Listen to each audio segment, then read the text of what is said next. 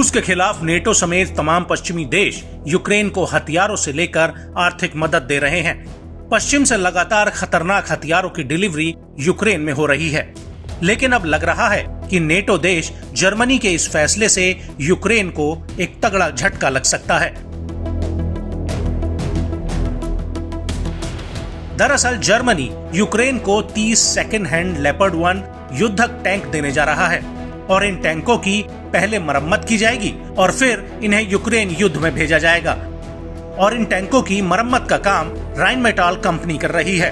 आपको बता दें कि ये टैंक 49 वाहनों के उस बेड़े का हिस्सा हैं, जिन्हें बेल्जियम की एक private company OIP land system से खरीदा गया है। ऐसा कहा जा रहा है कि इन टैंकों की हालत इतनी खराब है कि इनका इस्तेमाल सिर्फ उनके पुर्जों को दूसरे टैंकों में लगाने के लिए किया जा सकता है।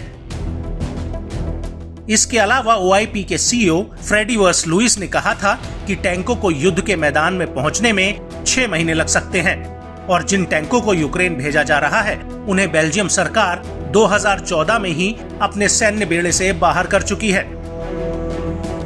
लेपर्ड 1 टैंक जर्मनी के सशस्त्र बलों का मुख्य युद्धक टैंक हुआ करता था, जिसका पहली बार उपयोग 1965 में किया गया था, लेकिन तब से इसे लेपर्ड 2 मॉडल से बदल दिया गया है।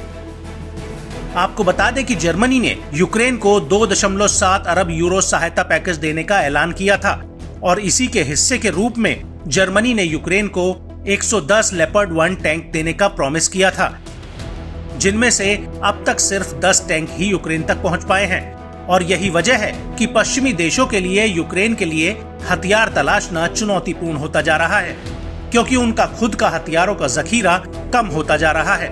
और नौबत ये आ गई है कि जिन हथियारों को इन देशों ने अपने सैन्य बेड़े से बाहर कर दिया था, अब उनकी डिमांड भी बढ़ गई है और इन हथियारों का मालिकाना हक भी प्राइवेट कंपनियों के हाथों में है।